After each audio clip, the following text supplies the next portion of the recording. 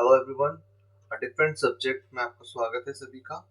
Today is third video of this series and we are continue with this with a example of a story.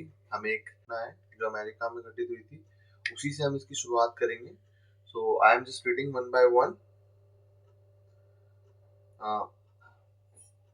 Crawley Crowley नाम का एक कुख्यात gangster America के अंदर था और is like a normal criminal. वो normal किसी को भी मारना, शूट करना, लूटपाट करना, ये सब काम ही वो करता था।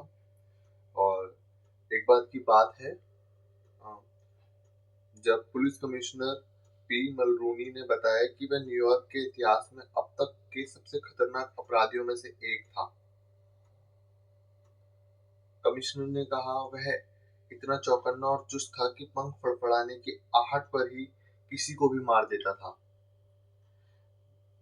और उसे अमेरिका के अंदर दुनाली बंदूक के नाम से जाना जाता था और अंत में उसे पकड़ लिया गया।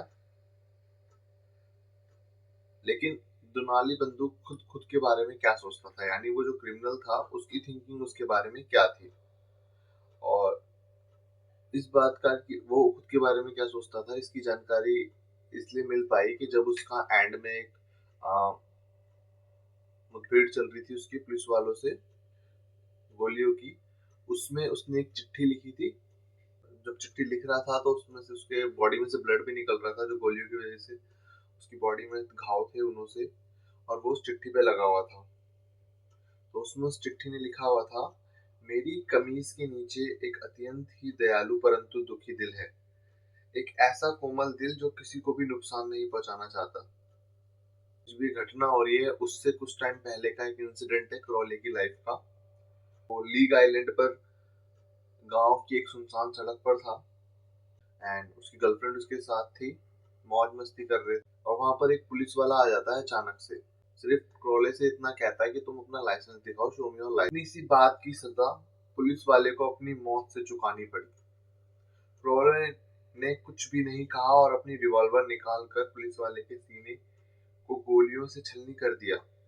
जैसे ही पुलिस वाला जमीन पर गिरा तो क्रॉले ने एक और गोली उस मरे हुए अफसर के सीने में दागी। सोचिए, इतना क्रूर और जालिम व्यक्ति यह कह रहा था, मेरे सीने के नीचे एक अत्यंत ही दयालु परंतु दुखी दिल है, एक ऐसा दिल जो किसी को भी हानि नहीं पहुंचाना चाहता। कुरेलो को मौत की सजा सुना दी गई और जिस समय उसे सिंग सिंग कैद खाने में मृत्यु दंड के लिए ले जाया जा रहा था, तो सोचिए उसने क्या कहा होगा। जब उसको उसकी लास्ट डेस्टिनेशन पे ले ले जाया जा रहा था, उसको सजा मिल रही थी, तब उसने आखिरी वर्ड क्या कहे होंगे। क्या उसने अपनी गलती मानी होगी, उसे रियलाइजेशन होगा कि उसने जो भी लाइफ में कुछ भी किया वो सही था। क्या उसने ये कहा होगा कि जो मुझे सजा मिल रही है इसलिए मिल रही है कि मैंने इतने सारे लोगों की जान ली। तो उसने जो कहा था वो स्टेटमेंट था, यह स्वयं को बचाने की सजा है।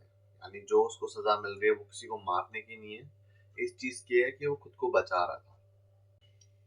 तो कहानी का सार ये है, इट्स नॉट अ कहानी, it's a human behaviour.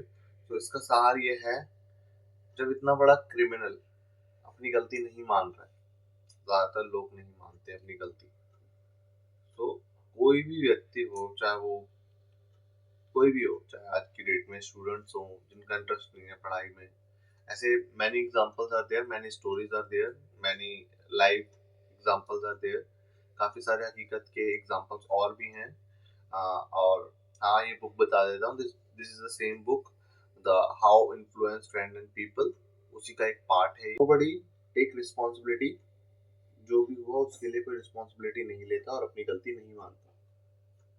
Most of the cases is 96% और 99%, कभी भी कोई अपनी गलती नहीं मानता है।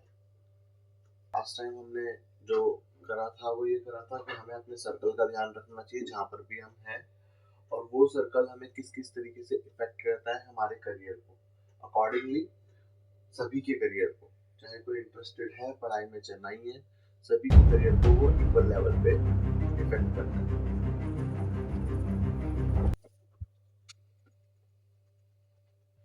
अभी तक हमने जितनी बात करी थी कि वो बच्चे जो नॉट इंटरेस्टेड होते हैं और जिनके पास बैकग्राउंड और फाइनेंस फाइनेंस भी नहीं होता है, वो एक अपने सर्कल में फंस जाते हैं, सिर्फ डांट एंड उनका इंटरेस्ट भी नहीं होता और वो खुद से भी नहीं पढ़ते, उन्हें कोई रास्ते भी नहीं पता पड़ते, तो वो अपने इसी सर्कल में फंस के रह जाते हैं और इस सर्कल के एंड में रिजल्ट आना शुरू करते हैं जब उनकी शुरुआत होती है करियर की।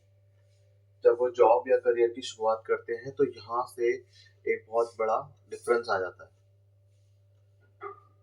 वो अपने करियर पर अच्छे से काम नहीं कर पाते हैं, बैकग्राउंड में जो हुआ उसकी वजह से। एंड आज की डेट में भी उन्हें कुछ भी आइडिया नहीं होता अपने करियर के बारे में कि किस तरीके से अब करियर को आगे लेके जाना है और क्या क्या प्रॉब्लम फेस करनी होती है, क्या क्या प्रॉब्लम फेस करनी पड़ सकती है अभी भी करियर में, और क्या क्या अपॉर्चुनिटीज अब भी हैं, क्योंकि जब पहले ही वो गाइडेंस नहीं था तो अब भी वो गाइडेंस नहीं है। तो इसकी वजह से उन बच्चों का करियर लाइफ में कभी नहीं बन पाता है। फिर वो भी एक दिन पेरेंट्स बन जाते हैं और उसके बाद वही सेम एक्सपेक्टेशन जो उनके पेरेंट्स ने उनसे की थी, सेम तरीके से वो भी अपने बच्चों से करते हैं। जहाँ पर ध्यान दिया जाना, जिस तरीके से ध्यान दिया जाना चाहिए था उस तरीके से ध्यान नहीं दिया गया ना। तो जब उनकी जर्नी स्टार्ट हुई थी स्कूल कॉलेज वगैरह, तब वहाँ पर किसी का ध्यान था, क्योंकि पेरेंट्स के पास तो वो नॉलेज ही नहीं है। So how will they care, and बच्चों को इंटरेस्ट नहीं था, तो हाउ विल, तो उसके बाद कुछ नहीं रह जाता ज़्यादा, करियर डाउनवर्ड ही रहता है। करियर में कुछ खास अपॉर्चुनिटीज नहीं रह जाती हैं, बच्चे सीख भी नहीं पाते हैं कुछ खास और सीखने की कोशिश भी नहीं करते हैं, एंड उन्हें कुछ खास अपॉर्चुनिटीज भी उनकी लाइफ में नहीं आती है, और आती भी है तो वो फायदा नहीं उठा पाते उसका।